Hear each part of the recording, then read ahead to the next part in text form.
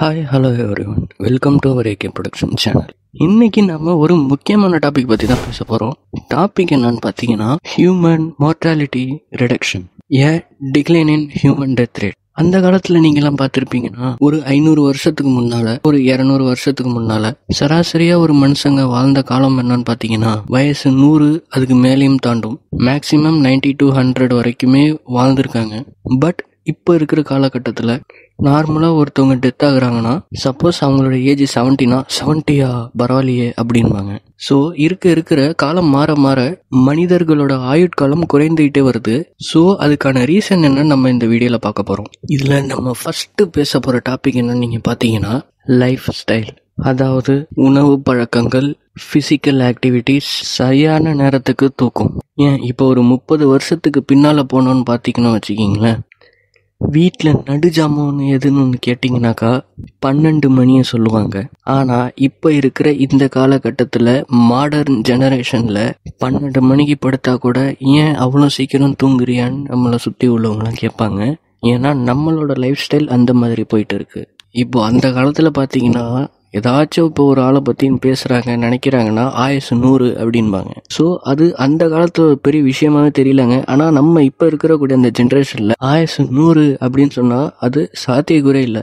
அந்த காலத்தில் நீங்கள் பார்த்தீங்கன்னா அவங்க ஒரு இயற்கையான உணவை எடுத்திருப்பாங்க. நம்ம இப்போ சாப்பிட்ற நிறையா ஃபுட்ஸில் ஈஸ்ட்ரோஜன் அப்படின்னு சொல்லிட்டு ஒரு கெமிக்கலை ஆட் பண்ணிட்டு இருக்காங்க. நம்ம சாப்பிட்ற சிக்கனாக இருக்கட்டும், ஃப்ரூட்ஸாக இருக்கட்டும், அது ஃப்ரெஷ்ஷாக இருக்கணும்னு சொல்லிட்டு அதுக்கு ஒரு இன்ஜெக்ட் பண்ணுவாங்க. அந்த கெமிக்கலோட பேர் என்னன்னு பார்த்தீங்கன்னா ஈஸ்ட்ரோஜன். நார்மலாக குடிக்கிற தண்ணியில் கூட இப்போல்லாம் எல்லாம் கலந்துருக்கு. அதை பற்றி நான் கொஞ்சம் ஓப்பனாக பேச ஆரம்பிச்சேன்னா என்னோட யூடியூப் சேனலே பேன் பண்ணிடுவாங்க. ஸோ நம்ம வேற டாப்பிக்கை பற்றி பேசுவோம். சரி, ஓகே, டாபிக் உள்ள போகலாம். இப்போ இருக்கிற நம்மளோட மாடர்ன் ஜென்ரேஷனில் எல்லாமே ஃபாஸ்ட் அப்படின்னு தான் இருக்கும். ஃபாஸ்ட்டு ஃபுட்டு, காலையில் ஆஃபீஸுக்கு டைம் ஆகுது, ஸ்கூலுக்கு டைம் ஆகுது, காலேஜுக்கு டைம் ஆகுதுன்னு சொல்லிட்டு அதுக்கு காலையில் ப்ரஷ் பண்ணும் போதே நமக்கு வந்து ஸ்ட்ரெஸ் அப்படின்னு ஒன்று வந்துடும். Stress, depression, anxiety. ஸோ இதுக்கான முக்கிய காரணம் என்னன்னு நீங்கள் பார்த்தீங்கன்னா நம்மளோட இந்த ஃபாஸ்ட் லைஃப் தான். Fast food, fast life style, எப்போதும் ஒர்க்கு நம்மளோட பிரெயினை ஃப்ரீயாகவே விடாமல் நம்மளும் நம்மளோட ஃபிசிக்கல் ஆக்டிவிட்டீஸை கம்மி பண்ணிக்கிட்டு மூளைக்கு கொஞ்சம் அதிகமாக வேலையை கொடுக்குறோம். இது இருக்கிறதுலே ரொம்ப ஒரு டேஞ்சரஸான ஒரு விஷயம்னு சொல்லலாம். அப்புறம் அந்த காலத்தில் நீங்கள் பார்த்துருந்தீங்கன்னா சோஷியல் கம்யூனிகேஷன், கனெக்டிவிட்டி, பொதுவாக எல்லாருக்கிட்டையும் சந்தோஷமாக சகஜமாக பேசுறது. அந்த காலத்தில் காசு பணம் அது எதுவுமே கிடையாதுங்க. அப்போல்லாம் எது கிடைக்குதோ நேரடியாக போய் வேட்டையாடி சாப்பிடுவாங்க. அது எதுவாக இருந்தாலும் சரி, ஒரு மரத்துலேன்னு பழமாக இருந்தாலும் அதை பறித்து எல்லாருக்குமே ஷேர் பண்ணி தான் சாப்பிடுவாங்க. இப்போ இருக்கிற இந்த காலகட்டத்தில் அந்த ஒரு சோஷியல் கம்யூனிகேஷன், கனெக்டிவிட்டிங்கிறது சுத்தமாக இல்லாமல் போச்சு. எதனால இல்லாமல் போச்சுன்னா, சப்போஸ் நமக்கு ஒரு ஃப்ரெண்டு இருப்பாங்க, அந்த ஃப்ரெண்டு கூட நம்ம ரொம்ப ஜாலியாக பேசிகிட்டு இருப்போம், ரொம்ப ஜாலியாக பழகிட்டு இருப்போம். சடனாக அவங்க வந்து ஒரு காசை பற்றி பேசும்போது, அதாவது ஒரு கடன் அப்படிங்கிற அந்த ஒரு விஷயம் ஒன்று இருக்குது. அந்த மாதிரி அவங்க நம்ம கிட்ட கடன் கேட்டாலோ இல்லை நம்ம அவங்க கிட்ட கடன் கேட்டாலோ நம்மளால் முடிஞ்ச அளவு தான் உதவ முடியும். அதுக்கு மேலே நம்ம வந்து விலக தான் பார்ப்போம். இந்த மாதிரியே இந்த ஒரு கனெக்டிவிட்டி இருக்கிறதுனால அது கொஞ்சம் தள்ளி போக நிறையவே சான்சஸ் இருக்கு. மெயினான ரீசன் அதை நம்ம சொல்லலாம். அந்த காலத்துல அதுக்கான வேலையே இருக்காது. எல்லாருமே ஒருத்தருக்கு ஒருத்தர் விட்டு கொடுத்து ஆதரவா அன்பா இருந்தாங்க. இப்போ இருக்கக்கூடிய இந்த மாடர்ன் ஜென்ரேஷன்ல செல்ஃபிஷ், சுயநலம் அப்படிங்கிற ஒரு விஷயம் ஒன்று இருக்கு. இப்போ இருக்கிற ஜென்ரேஷன்ல பொய், பித்தலாட்டம், போட்டி, பொறாமை, வஞ்சகம், கோபம், அது எல்லாமே நம்ம என்ன பண்ணிக்கிறோம், நம்ம மற்றவங்க மேலே காட்டுறோம்னு சொல்லிட்டு தன்னை தானே வீணாக்கிக்கிட்டு இருக்கோம். இப்போ ஒரு பெரிய ஒரு இடத்துல ஒருத்தர் இருக்காரு, அவரை நம்மளை பார்த்தாலே பிடிக்கல, அவரை வந்து நம்ம மனசுக்குள்ளே திட்டுறோம்னாக்கா அப்போ ஆட்டோமேட்டிக்காக நம்ம வந்து அவர் மேலே கோவப்படுறோம்னு அர்த்தம். அதனால அவங்களுக்கு எந்த ஒரு எஃபெக்ட் ஆச்சும் இருக்கணும்னு நீங்கள் பார்த்தீங்கன்னா அவங்களுக்கு எந்த ஒரு பாதிப்புமே இருக்காது. ஆக்சுவலாக அது வந்து நமக்கு நம்மளே தான் கொடுத்துக்கிற ஒரு தண்டனையாக சொல்லலாம். இப்போ இருக்கிற இந்த ஜென்ரேஷனில் நிறைய பேர் நினச்சிட்டு இருக்காங்க, நம்ம கோவப்பட்டாக்கா நம்ம வந்து மற்றவங்களுக்கு அதை எடுத்து சொல்லிடலாம், நம்மளோட கோவத்து மூலியமா அவங்களோட தப்பை அவங்களுக்கு புரிய வச்சிடலாம் அப்படின்னு சொல்லிட்டு அங்கே இருக்கிற அந்த எண்ணத்தில் நிறைய பேர், இப்போ இருக்கிற முக்கால்வாசி பேர் அந்த மாதிரி தான் இருக்காங்க. எஸ்பெஷலி நான் சேர்த்து தான் சொல்லிக்கிறேன். ஒன்று மட்டும் புரிஞ்சுக்கங்க, நம்ம கோவப்படுறதுனால மற்றவங்களுக்கு எந்த ஒரு பாதிப்பும் வராது.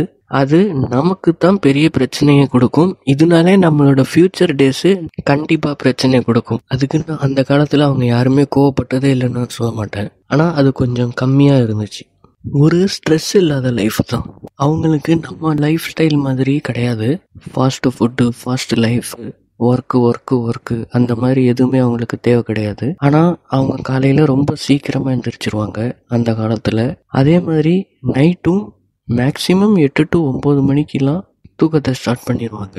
ஆனால் நாம் இருக்கிற இப்போ உள்ள இந்த ஜென்ரேஷன் படி பார்த்தாக்கா, சப்போஸ் நம்ம நைட்டு ஒரு வேளை லேட்டாக தூங்கினாலும் காலையில் சீக்கிரமாக எந்திரிக்கக்கூடிய அந்த ஒரு சுச்சுவேஷன் ஒன்று வரும். ஏன்னா நம்ம காலையில் எந்திரிச்சா தான் நமக்கான அந்த வேலையை கரெக்டாக பண்ண முடியும். ஸ்கூல் போகிறதா இருக்கட்டும், காலேஜ் போகிறதா இருக்கட்டும். ஆனால் இப்போ இருக்கிற அந்த மாடர்ன் ஜென்ரேஷனில் எல்லாருமே மொபைல் நெட்வொர்க்ஸ், இன்டர்நெட் அதிகமாக யூஸ் பண்ண ஆரம்பிச்சிட்டாங்க. அதே மாதிரி அவங்க நைட்டு தூங்கும் போதும் அவங்க தலைக்கு மேலே ஒரு ரேடியேஷன் ஓடிட்டு இருக்கு. அது எவ்வளோ பெரிய டேஞ்சரஸ்ன்னு அவங்களுக்கே தெரியாமல் இருக்கு. இப்போ இருக்கிற எல்லாருமே இப்போ உள்ள மாடர்ன் ஜென்ரேஷனில் செல்ஃபோன் யூஸ் பண்ணுறது மட்டும் இல்லாமல் அதை தலைக்கு மேலேயே வச்சுட்டு படுத்து தூங்கிடுறாங்க. அதுக்கான பின் விளைவுகள் யாருக்குமே தெரிய மாட்டேங்குது. அந்த காலத்தில் அதாவது பார்த்தீங்கன்னா ஒரு 100 வருஷம் 200 வருஷத்துக்கு முன்னாலலாம் சேட்டிலைட்டு, இன்டர்நெட்டு, டவர் அப்படி எதுவுமே கிடையாது. அப்போ வாழ்ந்துக்கிட்டு இருந்த புறாக்கள், பறவைகள் எல்லாமே விடிய காலையில் பார்த்தீங்கன்னா நல்ல ஒரு சத்தத்தை நம்ம கேட்போம். அப்போல்லாம் அந்த மாதிரி தான் கேட்டாங்க. ஏன் நான் சின்ன வயசுலேயே அந்த மாதிரி சத்தத்தெல்லாம் கேட்டேன். ஆனால் இப்போ இருக்கிற இந்த வருஷத்தில், அதுவும் 2025 ஒரு பறவைகளோட சத்தத்தையும் நம்மளால கேட்க முடியல. இப்போ இருக்கிற அந்த காலகட்டத்தில் நாம் செல்ஃபோன் அதிகமாக யூஸ் பண்ணுறதுனால கிட்டத்தட்ட எல்லா பறவை இனமே அழிஞ்சு போயிடுச்சு. ஆனால் கண்டிப்பாக இதுக்கு அப்புறம் வர வருஷத்துலலாம் இருக்கிற பறவை இனமும் கொஞ்சம் கொஞ்சமாக அழிஞ்சிட்டு வரும். ஆனால் நீங்கள் ஒன்று மட்டும் புரிஞ்சிக்கணும், அது பறவை இனத்தோட முடிஞ்சிடாது. அந்த செல்ஃபோனோட ரேடியேஷன் கொஞ்சம் கொஞ்சமாக மனுஷங்களையும் தாக்க ஆரம்பிக்கும். முக்கியமாக குழந்தைகள். இப்போல்லாம் சின்ன சின்ன குழந்தைங்களே நடுஜாம வரலையும் செல்ஃபோனை பார்த்துக்கிட்டு இருக்காங்க. அதை நம்ம யாருமே கேள்வி கேட்க மாட்டேங்கிறோம். நைட்டு 1 மணிக்கு 2 மணிக்கெல்லாம் பார்த்துட்டு உட்காந்துருக்காங்க. அவங்களோட கண்ணு பாதிக்கும். அதுவும் அவங்களுக்கு பெரியவங்க மாதிரி ஒரு இம்யூனிட்டி பவர் கிடையாது.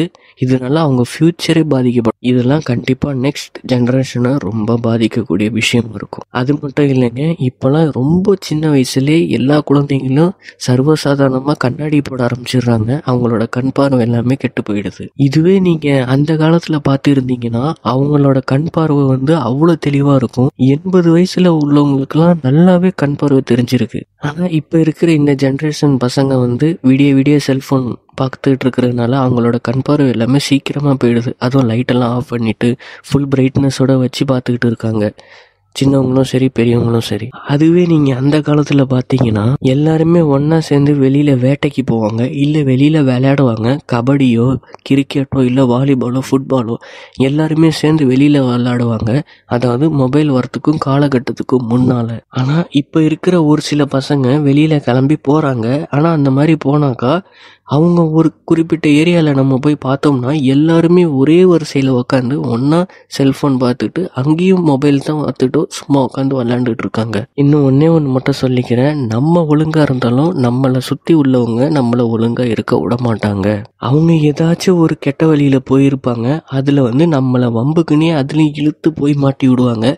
முடிஞ்ச அந்த ட்ராப்லன்னு எல்லாருமே எஸ்கேப் ஆக பாருங்க. நாம் சின்ன வயசுலேயும் சரியாக தான் இருந்திருப்போம்.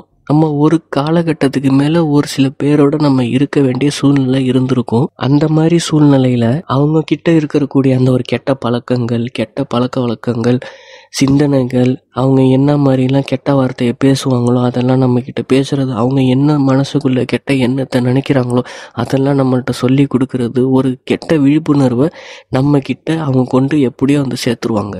இதுவே அந்த காலத்தில் நீங்கள் பார்த்தீங்கன்னா ஒருத்தர் நல்லா வரணும், ஒரு இடத்துக்கே ஒரு தலைவராக வரணும் அப்படின்னாக்கா அதுக்கு ஒரு இனமே சந்தோஷப்படும், ஒரு மற்ற படையே சந்தோஷப்படும். அந்த காலத்தில் அதெல்லாம் ஒன்றும் தெரியல. ஆனால் இப்போல்லாம் ஒருத்தர் நல்லா வர முயற்சி பண்ணாலே அதை பார்த்து வைத்தறிச்சதாங்க படுறாங்க. அந்த மாதிரி ஜெனரேஷனில் வாழ்ந்துக்கிட்டு இருக்கோம் நம்ம. இப்போ என்ன பார்த்தீங்கன்னா, இப்போ ஒரு பையன் கரெக்டாக இருக்காப்புல, டைமிங்க்கு சாப்பிட்றான், டைமிங்க்கு தூங்குறான்னு வச்சிங்க.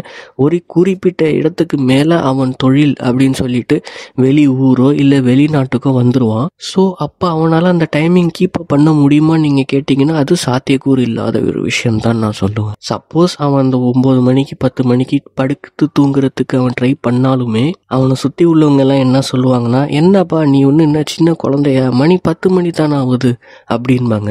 10 மணி இல்லைன்னு 11 மணி ஆகும். 11 மணிக்கு அவன் சப்போஸ் தூங்க ஆரம்பித்தாலும் மணி 11 தானே ஆகுது, மணி 11:30 தானே ஆகுது அப்படின்னு சொல்லியே அவனோட அந்த ஹேபிட்டையே இவங்க வந்து மாற்றுவாங்க.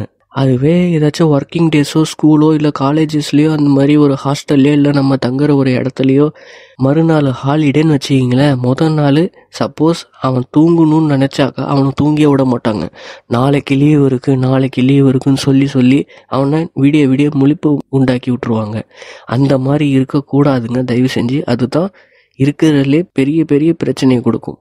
ஒன்று மட்டும் புரிஞ்சுக்கங்க, நம்ம 10 மணிக்கு மேலே எவ்வளோ நம்ம முழிச்சு இருக்கிறோமோ அவ்வளோ நம்மளோட பிரெயின் என்ன செய்யும், நம்மளோட உடலுக்கு ஒரு பெரிய பிரச்சனையை கொடுக்குமா. அது ஒரு குறிப்பிட்ட வயசுக்கு அப்புறமா ஒரு பெரிய பிரச்சனையை உண்டாக்கும், நம்மளோட உயிருக்கே கூட ஆபத்து வர வைக்கலாம். நம்மளோட லைஃப் ஸ்டைலு சேஞ்ச் ஆகிற காரணம் என்னன்னு நீங்கள் பார்த்தீங்கன்னா, first stress, second depression, third anxiety, அதுக்கடுத்து ரொம்ப கம்மியான நேரத்தில் நம்மலாம் தூங்குறது, சுத்தமாக உடல் பயிற்சியே இல்லாமல் அப்புறமா ஃபாஸ்ட்டு ஃபுட்டெலாம் நம்ம எடுத்துக்கிறது, இதெல்லாம் ஹியூமன் டெத் ரேட் ரெடியூஸ் பண்ணுறது. அதாவது அந்த காலத்தில் 80-90 வயசு வரைக்கும் வாழ்ந்தாங்க, இந்த காலத்தில் பாதியிலே போய் சேர்ந்துடுறாங்க. இதை நான் சொல்லலை, சயின்டிஃபிக் ரிசர்ச்சில் சொல்கிறாங்க. ஸோ நான் என்ன சொல்ல வரேன்னா, நம்மளோட மவுத்து, அதாவது நம்மளோட இறப்பு நம்மளை படைச்ச ஆண்டவன் கையில் தான் இருக்குது, நம்ம கையில் ஒன்றுமே கிடையாது. ஆனால் நம்மளால் முடிஞ்ச வரை ஆரோக்கியமாக இருக்கிறதுக்கு முயற்சி பண்ணலாம். ஸோ அதுக்காக நான் இப்போ என்ன பண்ண போகிறேன் நீங்கள் பார்த்தீங்கன்னா, நம்மளோட யூடியூப் சேனலில் ஹெல்த் டிப்ஸ், நம்மளோட லைஃப்பில் நம்ம அதை ஃபாலோ பண்ணுனா அது எந்த மாதிரி ஒரு பெனிஃபிட்டை கொடுக்கும்னு நான் நம்மளோட யூடியூப் சேனலில் சொல்ல போகிறேன். மற்ற யூடியூப் சேனலில் ஹெல்த் பெனிஃபிட்ஸ்க்கான நிறையா இன்ஃபர்மேஷன் வருது. பட் இருந்தாலும் நான் உங்களுக்கு சிம்பிளான ஒரு விஷயம், சிம்பிளான முறையில் எப்படி நம்மளோட ஹெல்த்தியான லைஃப் ஸ்டைலை ஃபாலோ பண்ணலான்னு நான் சொல்ல போகிறேன். முடிஞ்ச வரலையும் நம்மளோட பேட் லைஃப் ஸ்டைல்லேருந்து இருந்து அதை கொஞ்சம் கொஞ்சமாக பிரேக் பண்ணி மொத்தமாக உடைக்க போகிறோம். ஸோ இதுக்கப்புறமாவது நம்ம கொஞ்சம் ஆரோக்கியமாக இருக்கிறத முயற்சி பண்ணுவோம். ஃபஸ்ட்டு மறக்காமல் நம்மளோட சேனலை எல்லாருமே சப்ஸ்கிரைப் பண்ணிக்கோங்க. உங்கள் ஃப்ரெண்ட்ஸ் அண்ட் ஃபேமிலிஸ்க்கும் ஷேர் பண்ணிடுங்க. முடிஞ்சால் நம்ம இன்னொரு வீடியோவில் பார்க்கலாம். டாட்டா, பாய் பாய்.